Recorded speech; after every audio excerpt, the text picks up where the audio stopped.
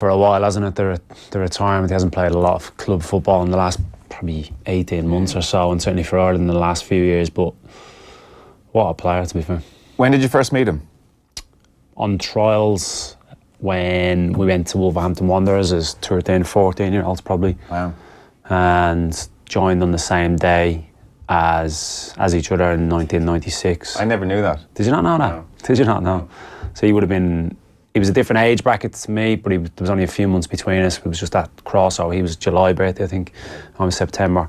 So I went as a 15-year-old. He had just turned 16. Right.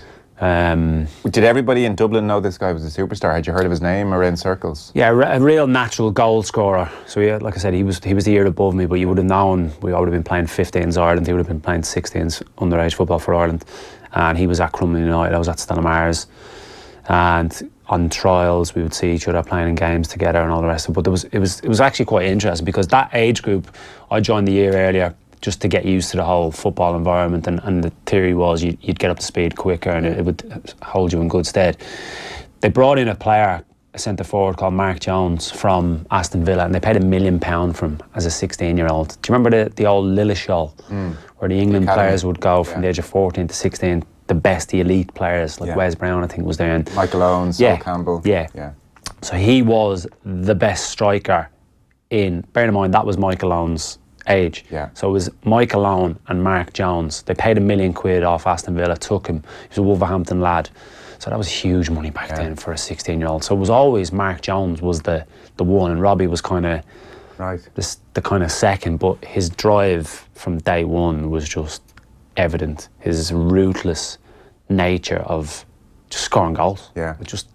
He was just craved scoring goals on a daily basis, and he trained as a 16-year-old, 17-year-old, shot onto it, and he was the same when I got back together when I was 28 going into the Ireland setup. Yeah. So did you play together much at Wolves? Or youth teams and reserves. And what was that like?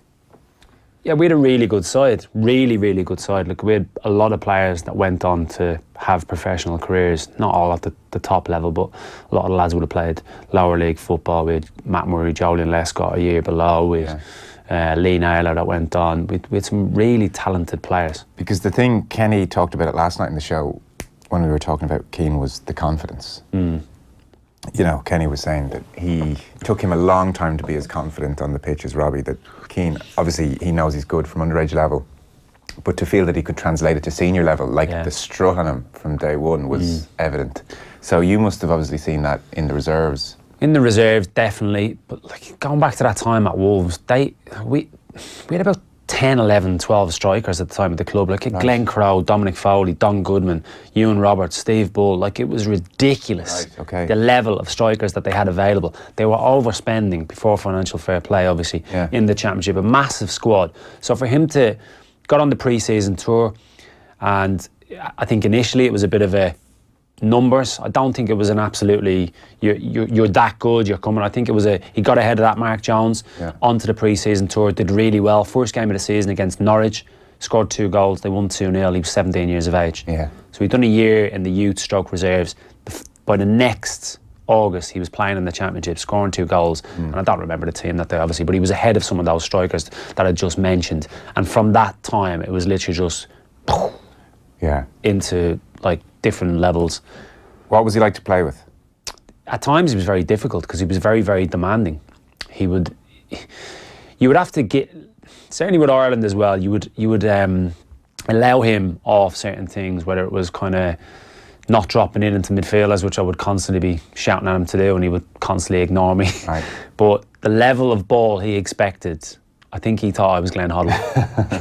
Because the runs he was making were always to score.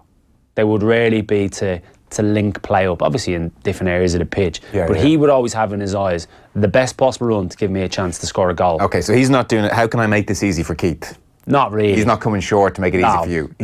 Can you drop it in that 2 square yards? Sixpence. Give Glenn Hoddle a bell, ask him how he would do it, and then just drop it there for me so I can go and score. Was he fairly forgiving if you didn't, or was he? Oh no, he'd be onto you. Yeah, he'd be onto you. He was very, very demanding. But that's why he got to where he got to. Kenny made an interesting point about him yesterday as well, is that he doesn't feel like Keane was really coached. No, he was a street footballer. Yeah. That term has been used about him all the time. But He was even off the cuff. even at Wolves, he was just off the cuff. Yeah. He was never a... Picking up in areas and bright, and he was brave. Yeah. He would never do the easy thing on a football pitch. He would always try things. So what do you mean by, what's the easy thing? Well, Dropping short. dropping short, linking play up. He would always play in really tight areas, on shoulders, looking for that darting run, Yeah. the way he had to evolve his game. And I think during his time at Spurs, and I think he even alluded to it in his statement yesterday, that during those few years, I don't think we even really appreciated how good he was. No, it's fair. Especially playing with Berbatov. Yeah. The numbers of the goals obviously stack up. They're quite staggering, aren't they? Yeah. Internationally, Premier League goals, 128 Premier League goals, 68 goals and 146 internationals. They are staggering numbers. They really are. Yeah. I think a bit of a problem for him maybe is almost that some of his Spurs time coincided with when Ireland were at a low ebb. And there was almost a frustration with Robbie at times, like, come on. Yeah. We need you to be Superman here and drag us out of a hole. You know, can you not even be a bit better than you are, as opposed to maybe appreciating how good he was? And never has a man looked so adoringly at Berbatov as Robbie Keane. Yeah, he loved him. He loved him. They had embarrassed at Ridges there. They had those two, and Defoe as well. Yeah. They linked up well. I mean, you think about it, on paper, There's not much speed between those two. No, I wouldn't have matched those two up as a pairing, but it clicked. It's because they had two of the biggest egos in football in a great way. Well, Berbatov was just different, wasn't he? Yeah, it was class. Just so different, and Robbie was just craving goals, full stop. But he's got a different path now. Yeah. And I think he needs to be...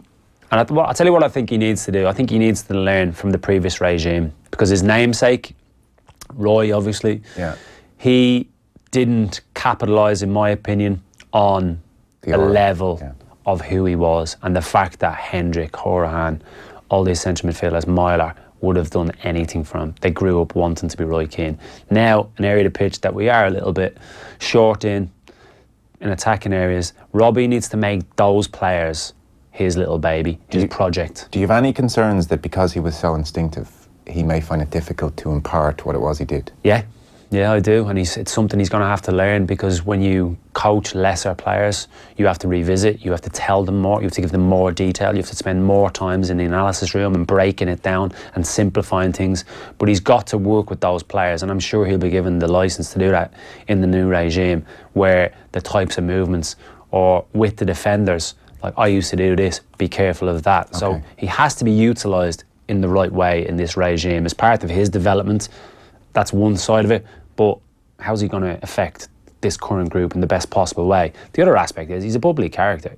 He'll be in and around, he'll mess about with the lads. He'll be, if we lose a game in between those few days to the next game, he'll be a bubbly character. Terry Connor is quite the same as well, who I worked with. Yeah. He was my coach in the reserves at Wolves going back 20 years ago for 3-4 years. All right, okay. Well, I know you want to get to Giles, but we should talk about Terry Connor at some stage, because we all are familiar with him through Mick, but actually I don't know very much about him. Great fella, real football man, and he was a huge part in my career. Right. In the fact that 18, 19 years of age, Robbie's shooting around, playing non-stop. There's that gap. There was not 23s football there, it was reserves football, but that gap between youth team and first team, there was a huge void. So if you weren't travelling with the first team, one week I'd be travelling, next week I wouldn't be. Yeah. Weekends off, a few quid in your pocket, you're going out on the tear Friday, Saturday.